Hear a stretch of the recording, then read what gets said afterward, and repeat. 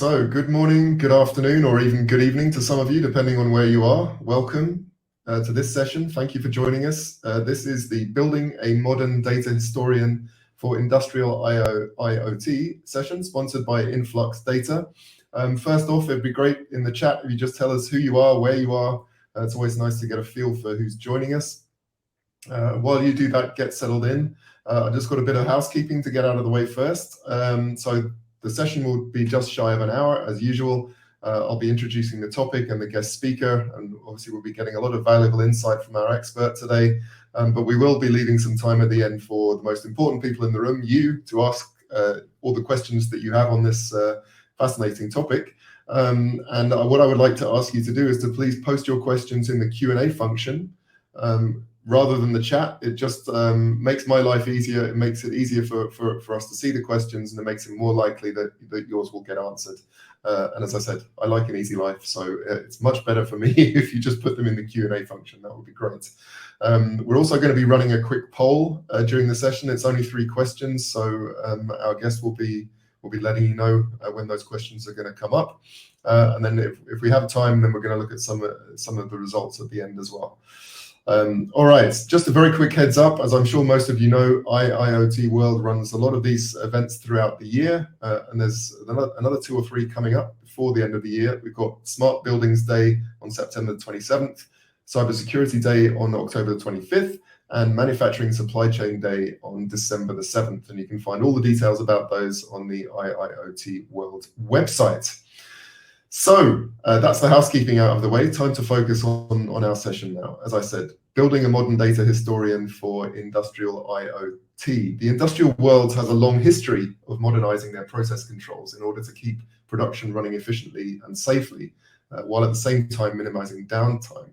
But a lot of companies right now are locked into established data historian solutions that frankly cost way too much, and they can't also deliver the innovation and the interoperability that companies are really needing now.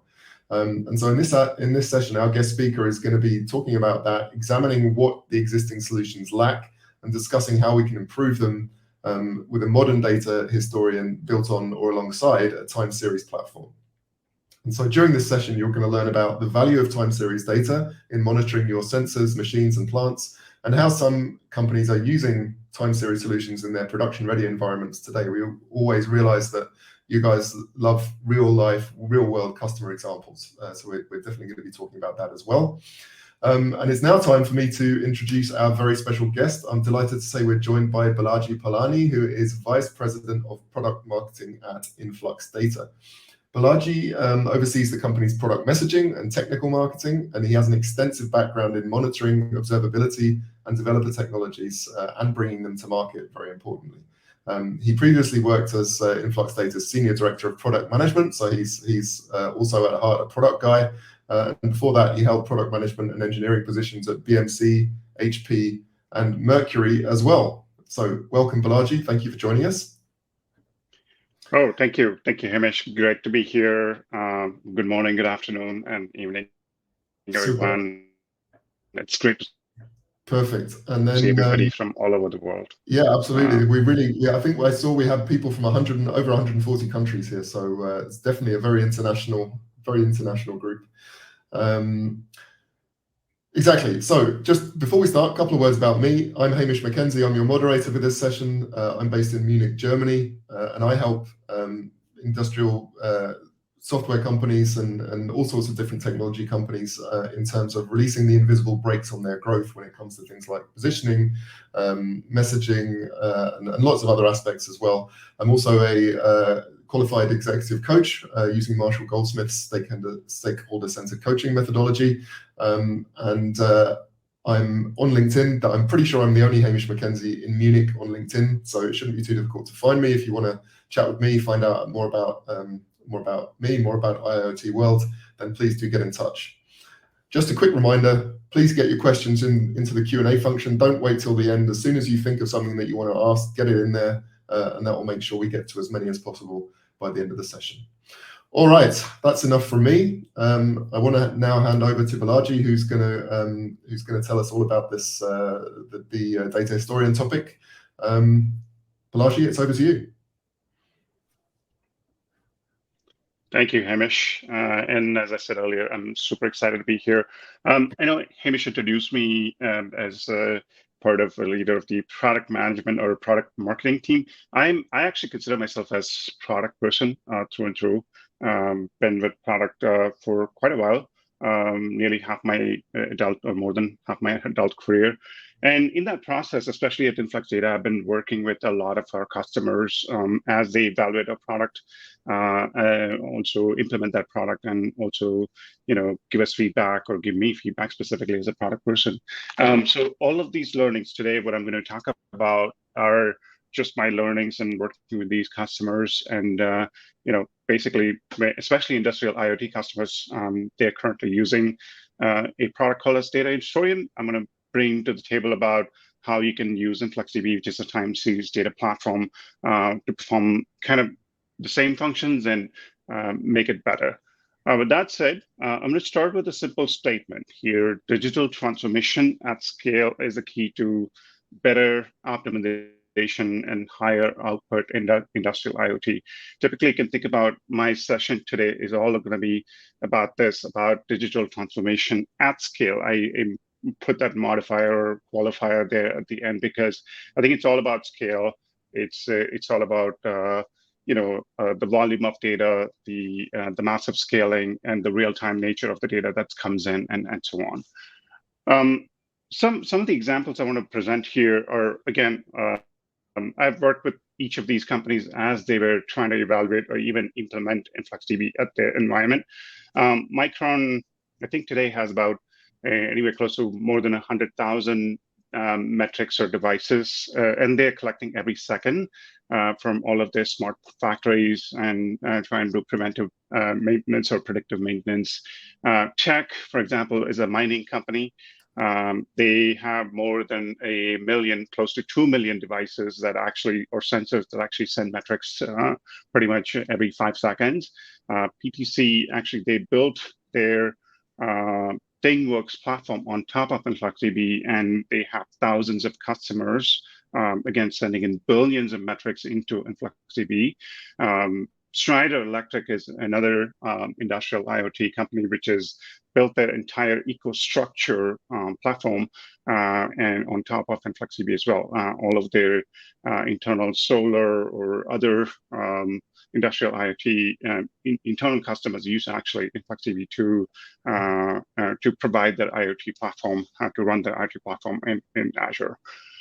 If you look at all of these customers, their goals have been, they range from either they want to become better at managing their assets, improve their asset reliability, better overall equipment effectiveness, or improve their efficiency. Improving efficiency also could mean reduction in the errors or, running machines longer. And all of these tend to, once you have that operational efficiency, you also tend to improve your return on investment and optimize your performance of your machinery. So with that said, if can we bring up the first poll question? Is digital transformation an urgent topic, urgent priority for you? I'll pause for a few seconds.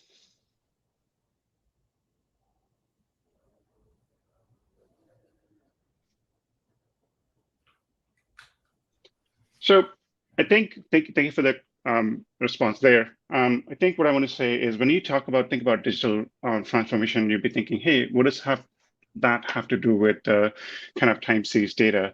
I want to say that industrial sensors speak time series.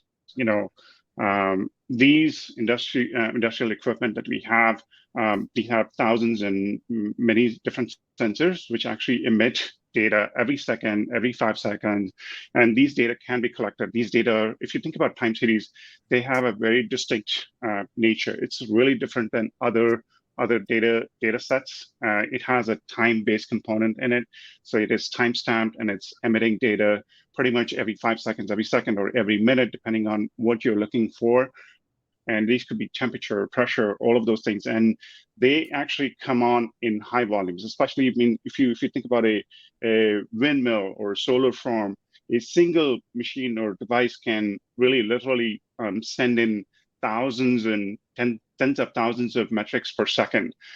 This kind of volume, when it comes in, you may have to act in real time. And that time nature the data that changes over time. There's some specific things you want to do in real time versus over time you want to do some trending or even predictive maintenance. Those sort of things, they actually are different in nature, and depending on that, you may have to store that data, process that data in real time, as well as over the longer extent of time. So this is what it's going to be.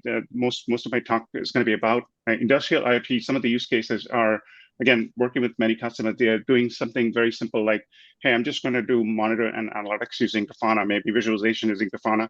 That could be the most simple basic use case. But more than that, you actually want to do some real-time transformation as the data comes in and lands in your data structure or database.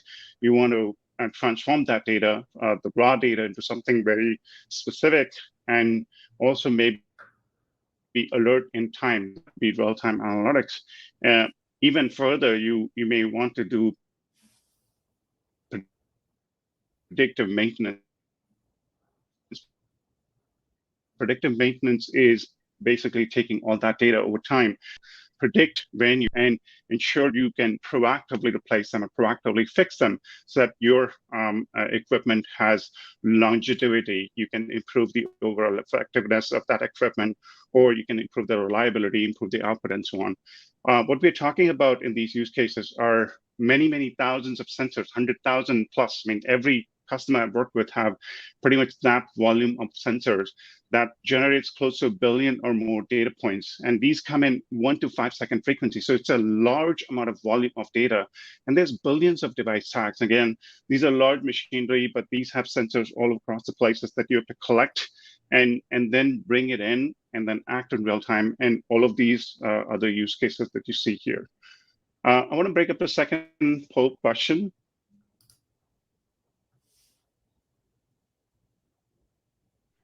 What are you looking to do with your industrial IoT data? Like I said earlier, is it just about sensor monitoring and visualization?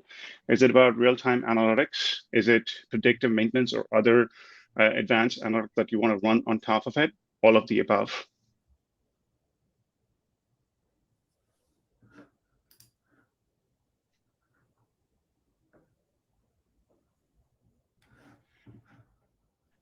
There are some unique challenges with managing these kind of time series data.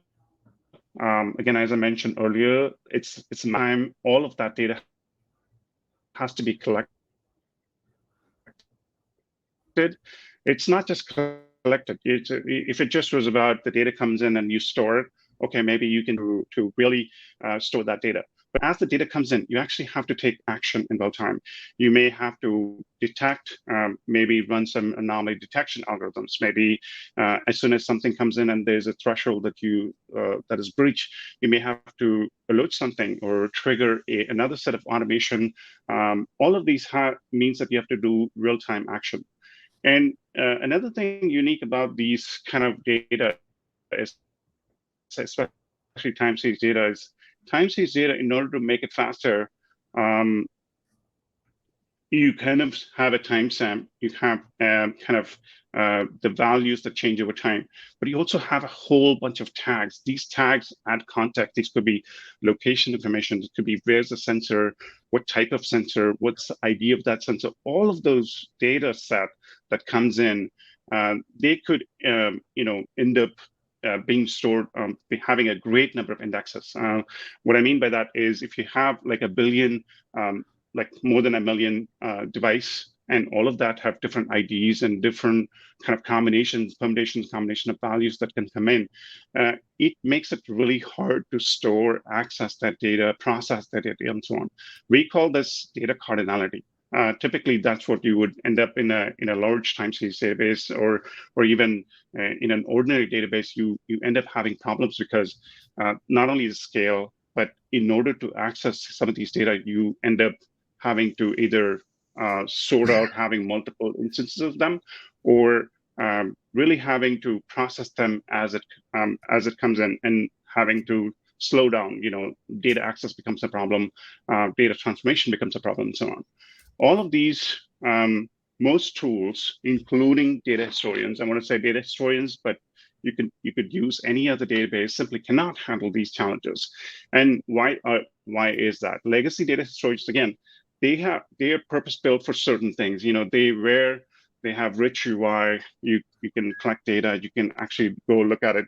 They have better UI in terms of looking at their data, but they are also cost prohibitive. They are pretty expensive. You tend to be locked in. Your data is kind of a whole bunch of you have hired a data science team who can act on that data. Scalability, you have to use manual techniques for analysis, not use the more modern ML-based techniques. All of these things make the legacy historians no longer a good fit. I mean, they used to be a good fit, but more and more, I see that working with customers, they're replacing or adding to these data historians with a database like InfluxDB. And I want to just pause here for a cost aspect. Legacy data historians are cost prohibitive because everything is priced by devices and number of man another tag. It increases the cost like crazy.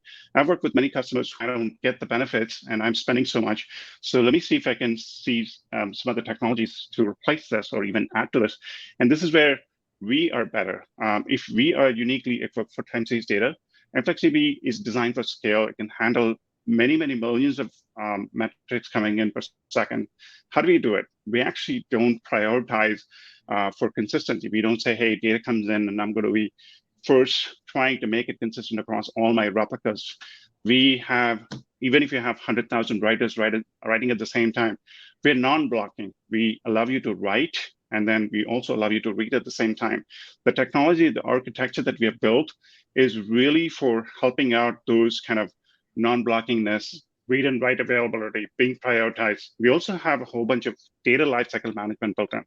Because data changes over time, if your most recent data is probably the more important one for real-time analysis and stuff like that. But that doesn't mean that you don't have to store the data. You may have to store the data for maybe several years, 7 to 10 years, in order to do some analysis. So you're looking at not only the real-time analysis nature, but you also have to archive that data somewhere, store that data for longer, which means higher storage costs and so on. The other thing when working with customers is I've seen that when you get data in, let's say during evaluation time, you kind of try to think that, hey, this is what I'm looking for. And then you get the tags and you have a particular schema that you're looking for. But the moment you say, hey, I need another extra tag here, another extra context here, the moment you do that, your schema changes. And typically for a lot of other databases, you have to go and change that schema, migrate the data. So all of that takes time and energy and effort from your individual engineers and so on.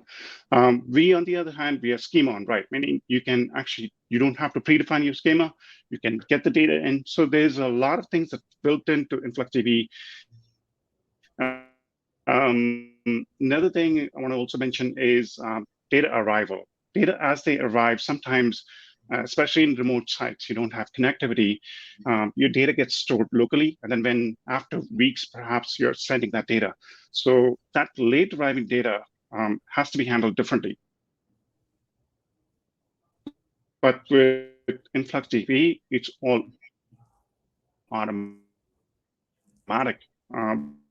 We have ability to allow or handle that historical late arrival or late arriving data.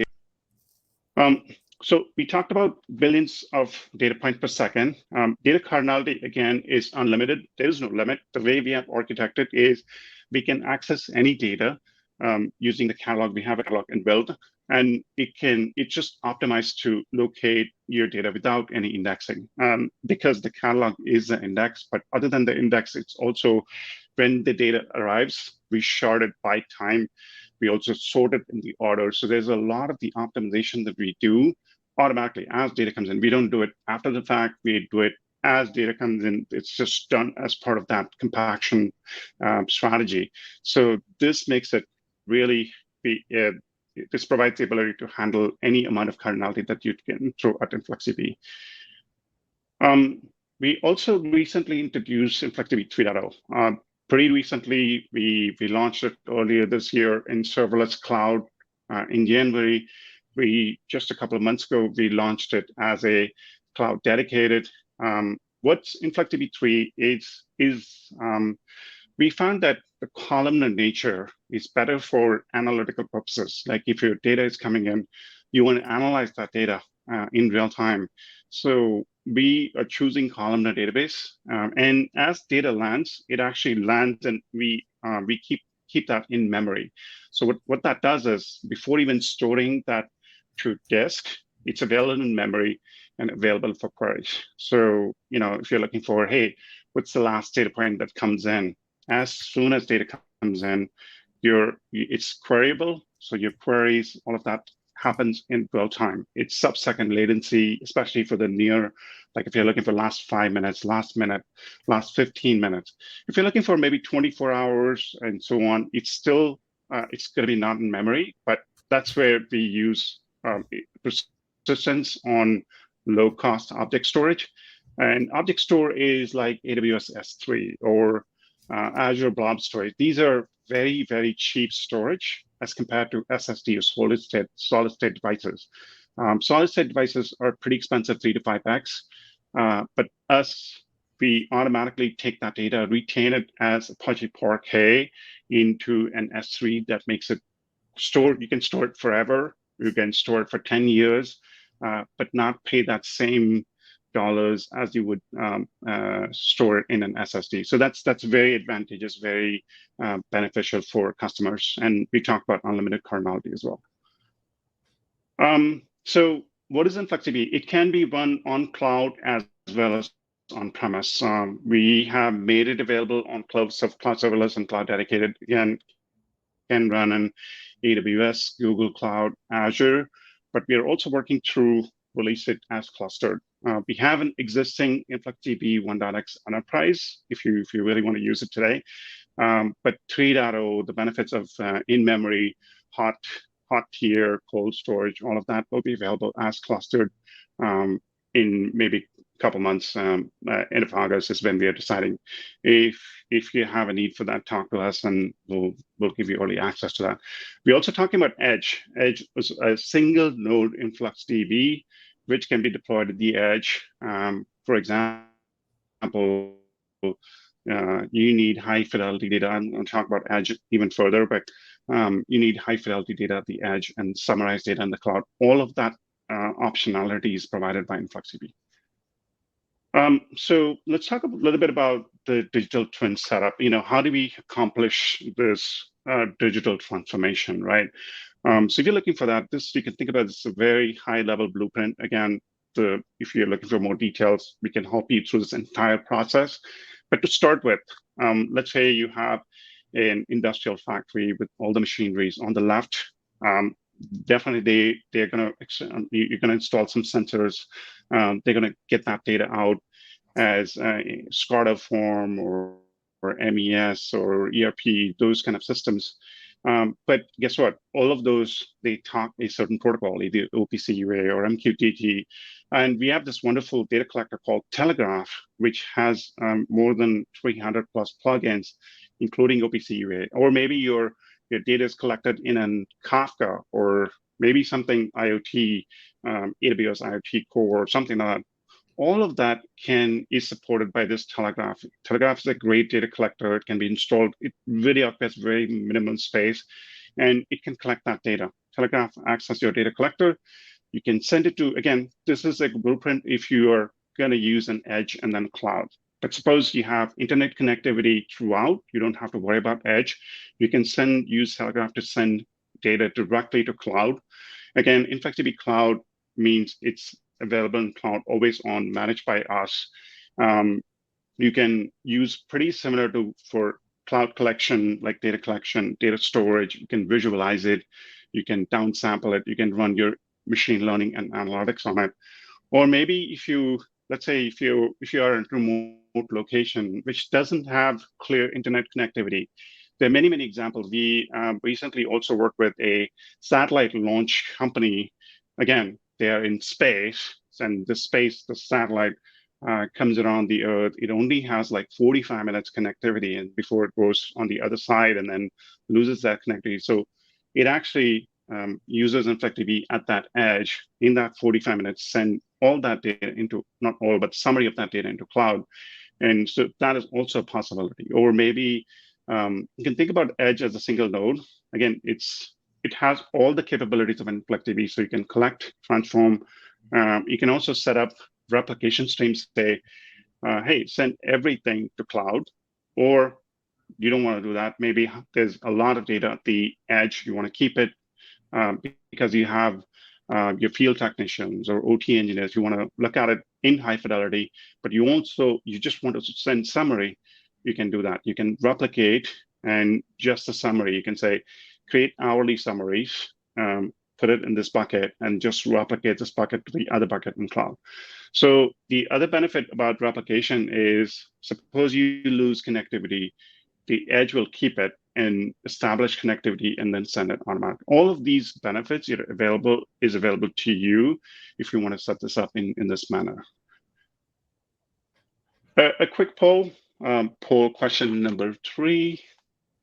Do you have sensor data at the edge that you want to bring it into a central location?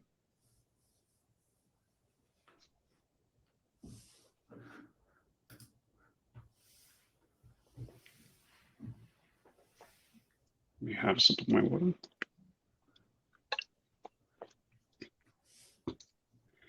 All right. So let's talk about a little bit more details about the Telegraph, right? So I talked about Telegraph. It's an open source data collector. Again, it has very small memory footprint. It can be installed in a lot of places. That's not the only way, but it's the most common way. I've seen it used in a number of situations. I think I worked recently, or maybe a couple of years ago, with a popular beer bottling company, which actually extracts that data and puts it into Telegraph in many different locations. They send it into a cloud, into actually a Kafka on cloud, and then from that Kafka again, it gets sent into InflectDB. So again, depending on how you are implementing that, this could be your first step, right? You can use Telegraph to extract the data from all of these different data sources and devices, use different plugins depending on your use case, and send it into InflectDB. And InflectDB could be at the edge or the cloud. This just is very easy to use and reduces your time to value or time to launch, whatever you want to call it. We call it time to awesome. You can do that. The other thing about InflectDB, again, as I mentioned, we persist that data. So InflectDB is a database. So the data, when it comes in for long-term persistence, we use a technology called Apache Parquet. You can think about this as a data format. It has very high compression. Like if you just want to store it on disk and keep it for longer, you want to compress that data so that it can take the minimal size. And we use S3, like I mentioned earlier, we use either AWS S3 or Azure Blob storage or GCP storage, which are typically anywhere from 3 to 5x cheaper than your SSD. I've seen customers who have stored terabytes on SSD when they store it on InflectDB 3.0, that terabytes of storage becomes gigabytes of storage because of higher compression, and they also pay less for that. So it's stored 10x more data at very, very reduced cost. Very beneficial. The other thing that InflectDB 3 offers is that, again, these are stored as Parquet files, really sorted in and sharded by different timestamp and so on.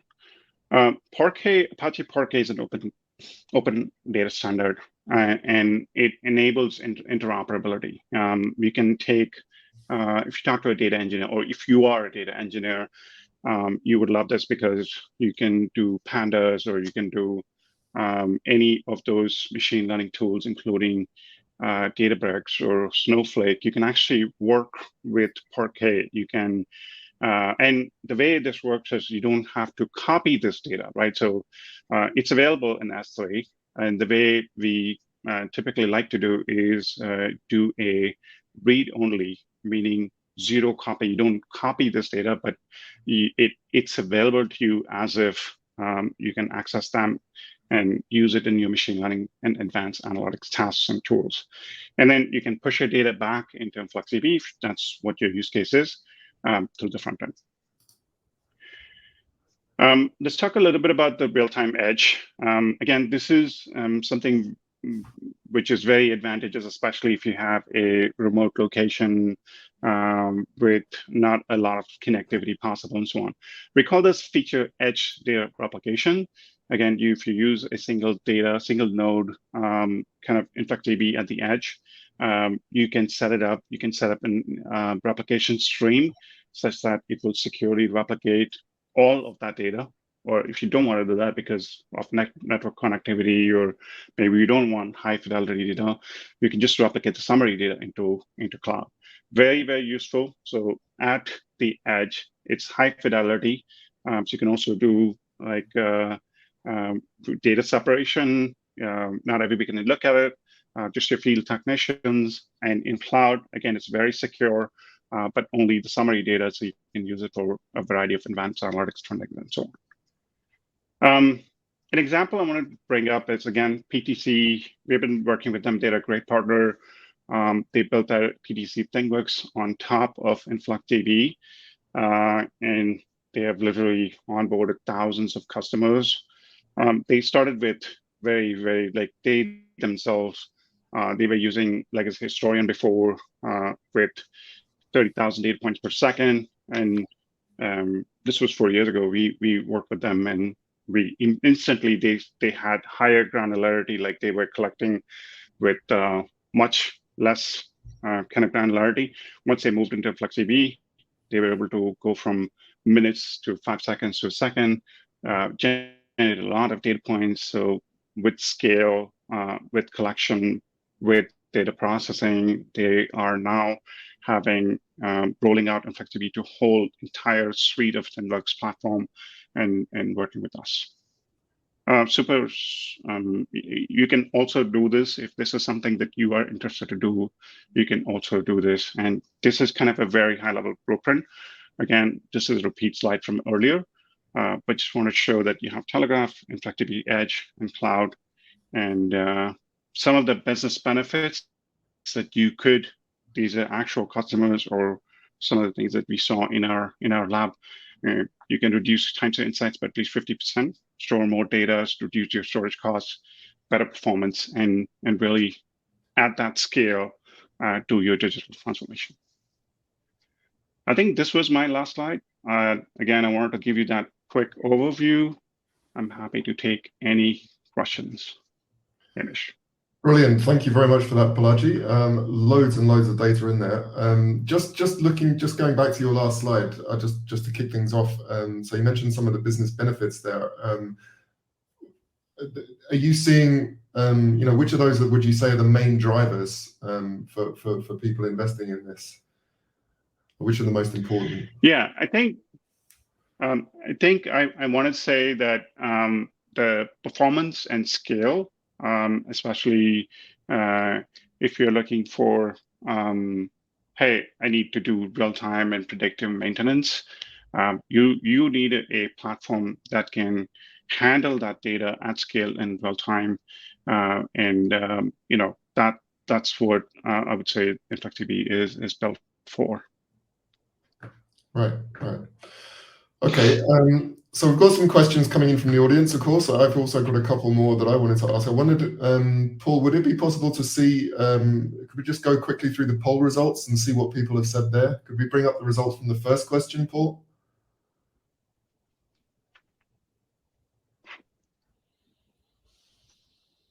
Might take a couple of seconds.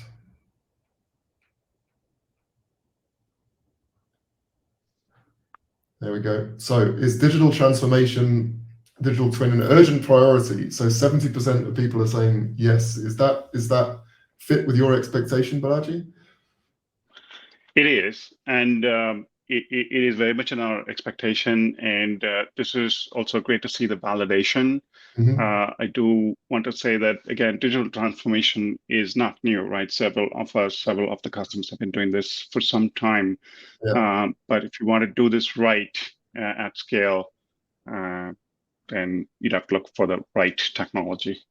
Yeah. Go for Absolutely. Absolutely. Okay. Paul, can we have the results for the second question?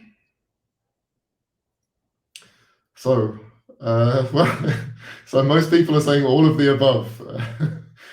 What about that, Wow. Bernard? Is that also something you expected, or? Yeah, I mean, I think it's great to see an audience which is saying all of the above. I would have expected a lot more people to say, hey, I think depending on where you are, the first two, top two, Yeah. but all of the above also makes sense because I think it just shows the maturity of this audience. So awesome to see that. Perfect. Perfect. All right. And Paul, the last question, please. Do you have sensor data at the edge that you want to bring into a central location? So yeah, we're all in the 70s again here. So the last session I did today was also had a big edge aspect to it. So it seems like that most of the people here already are generating a lot of data at the edge, and they're keen to centralize it. I assume that's also what you're seeing, Balaji.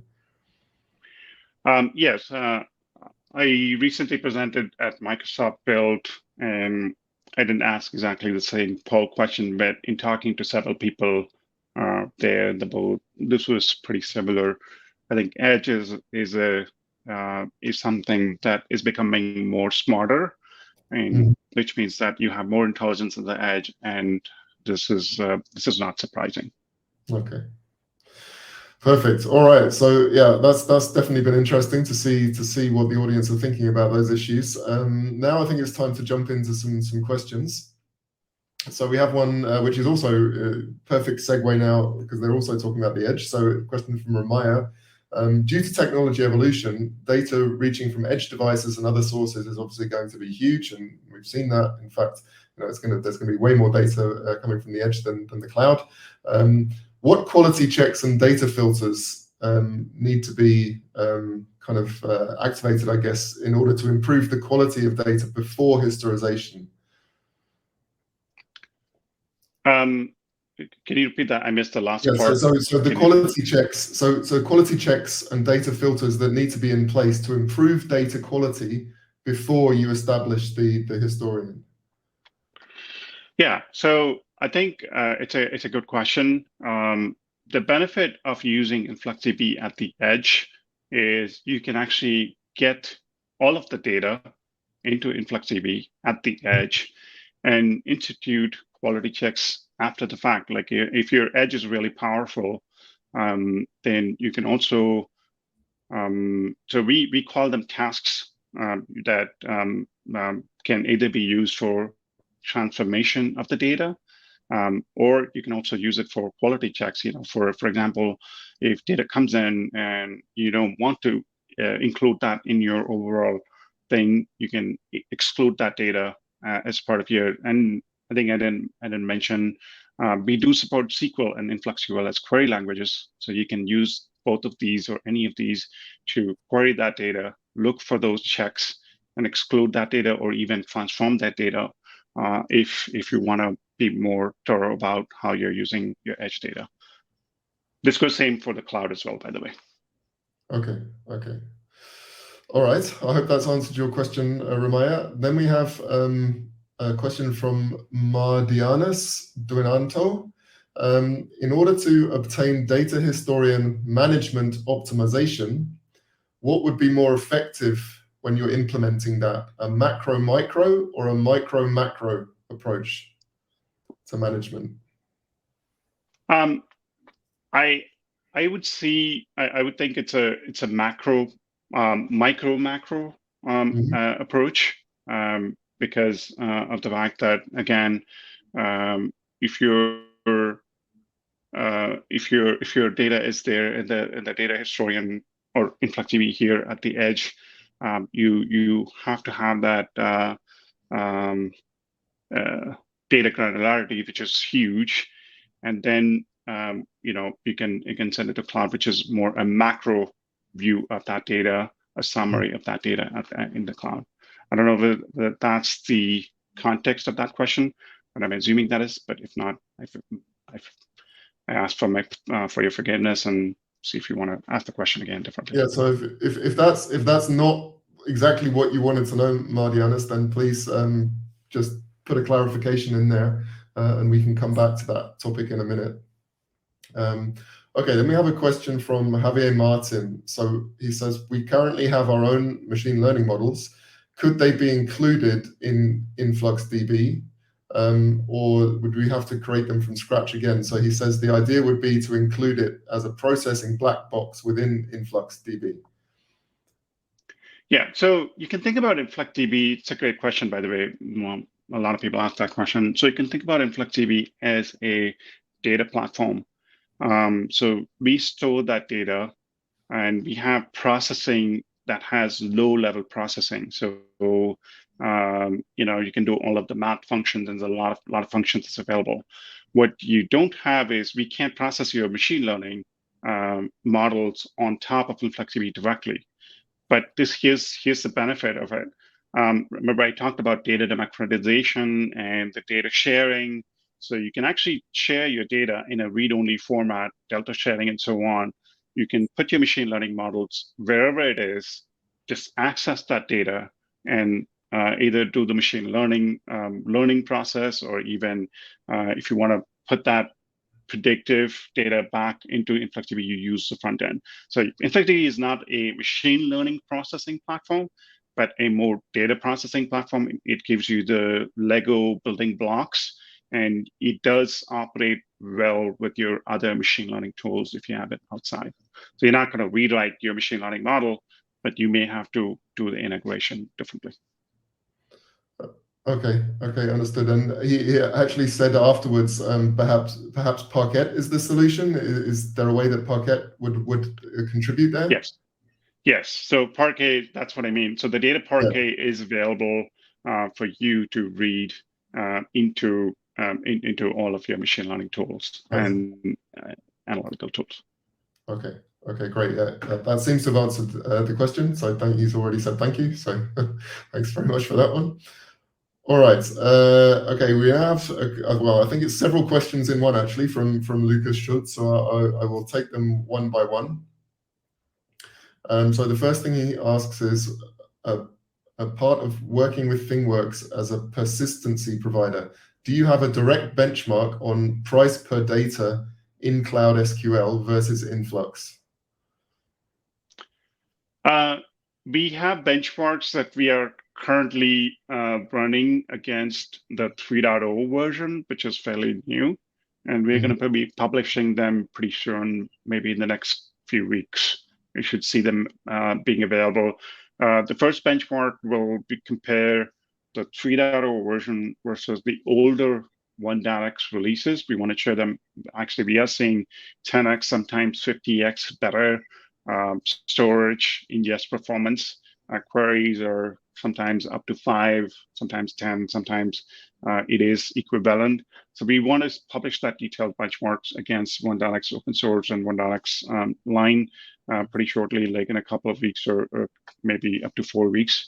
Once that is done, we will be publishing benchmarks on a consistent basis, like think of every month, versus other solutions, versus data historian perhaps, versus TimescaleDB and other competitors that we have. Okay, and the same in terms of benchmarks for data per second, again, to read write, again, standard SQL in the cloud versus InfluxDB. Yes, we will have that. We'll have that in the cloud versus InfluxDB versus open source versus running it yourself. We'll have that available. Okay, perfect. By the way, everybody, we've still got another 10 or so minutes left, so please carry on putting your questions in. Otherwise, you're going to have to listen to me ask questions, and I'm sure you'll be able to ask much more intelligent ones than me. So please do get a few more in there if you have them. You just haven't got around to putting them in yet, and put them in, please. Okay, and then the last question from Lucas is, so there's a free on-prem version of Influx. What are the limitations? And can it be used on small-scale industrial IoT projects? Yes, the short answer is yes. The open source InfluxDB that's available today is again based on Windex, which was released several years ago, but we have kept up to date. So if you have small industrial things you can use, we have several customers using them. It is a single node. It won't have your like the commercial products, including enterprise or including cloud.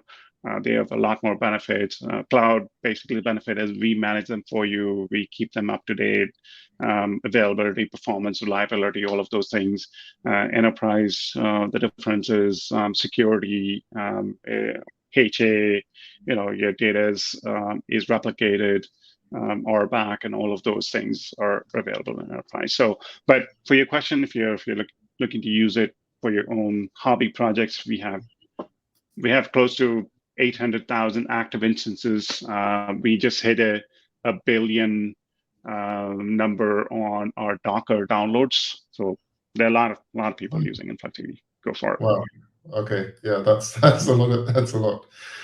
All right, great. So I just wanted to now just take it maybe a bit more back to basics again. So when we're thinking about building a data historian, again in a way that makes it more modern and ready for innovation, what are some of the biggest challenges of actually doing that? Is it mostly the data volume? Is it reliability? Is it optimization, security? Can you just talk a little bit about the biggest challenges as you see them? Sure. That's a great question. And I'm going to use some of my experience working with customers. So I think the challenges about scale, are you able to hear me? Yeah. Okay. The challenges about scale and everything, we've solved them in InfluxDB. The Okay. biggest challenge from a customer perspective, and that you need to focus on, is your data is available somewhere in a PLC, in a SCADA module, somewhere, kept there, and so on. The biggest challenge you may observe, at least the first step, is how do you get that data from those remote locations and remote kind of devices into a place where you can act on them, right? So you can analyze them. I think once you land them in a database like InfluxDB, the things become more easier. You can connect Grafana, you can do all of those transformation. The biggest issue you will have is, okay, how do I do this on this left hand where all of these devices are talking different protocols? So you may have to sit down with your architect and figure out, oh, is it worthwhile to have a gateway, a big giant gateway system, or is it worthwhile to have install Telegraph and then extract that data and then send it to maybe in IoT core or Kafka or whatever. So there's different solutions that will work for different cases. I've seen a lot of them, like I've seen completely people putting in VM on the edge and trying to do everything on the edge. I've seen the other way as well. They put it all on the cloud using IoT core, and then from there making it into a solution like InfluxDB. So that'll be the biggest challenge you will have. But once it lands into InfluxDB, I think the solutions are much more obvious. You can use Grafana, you can use other visualization tools, you can use a bunch of different machine learning models and so on. Okay. And are there any particular benefits in terms of, because I know a lot of my clients, are very concerned about security and compliance in particular because of obviously the risks involved. Are there any advantages in that area with Influx? Yes, a lot of advantages. I spoke about the edge to cloud situation. You can put a single node at the edge and just isolate your edge if you want, so that only certain people have access to the high fidelity data. And we have, once you put it in cloud, cloud is very secure. It's encrypted at rest on, in transit. Also, we have ISO to 27,001. We have SOC 2 compliance. We have other compliance available in the cloud that you can do. If you're looking for on-prem solution, you can use the enterprise or cluster version. You can have RBAC. You can have a whole bunch of other things. Enterprise SSO. So it's very secure. A lot of enterprise customers are using us. So this is not a problem that is not solved. It's a solved problem. You can just follow along the template. Okay, perfect. Thank you. All right, a couple more questions now from the audience. So we have a question from Mohammed.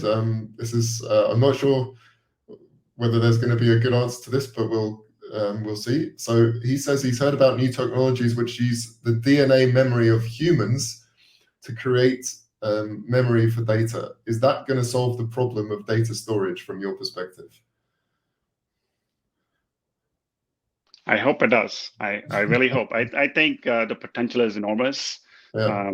We've been coming from where to where, so I hope that is possible. Do you think? But it's not in the near term, right? I mean, we're a long way away from that from a commercial reality. I don't. I think I've heard something like that. Like you can use a DNA of some cellular form to store data. Yeah. I mean, data is just zeros and ones, so I'm sure somebody is looking into things like that. But well, I know they're definitely looking. Yeah, they're definitely looking into it, because I worked on a project with a startup about 5 years ago who were talking about exactly that. So it's been around. It's been at least being investigated for quite a while now. But with all of these things, yeah, the reality often takes a bit longer to live up to the hype than perhaps many of us would like. All right, and then a question from Brenner. Do you see large utilities or IPPs developing their own data historians and edge devices? What are the pros and cons generally to in-house development? Yeah, so it's a great question. It's a build versus buy, classic build versus buy question. And obviously there's advantages to buy it. You don't need a bigger team, but I would say this. There are a lot more customers getting familiar with the building it themselves. There are a lot more advantages to building it yourself if you want to use InfluxDB. And we've solved a lot of the problems, the data challenges, so you can confidently use it. And yeah, you need some help in terms of, hey, how do I connect that data? How do I extract that data? How do I do processing or analytics on that data?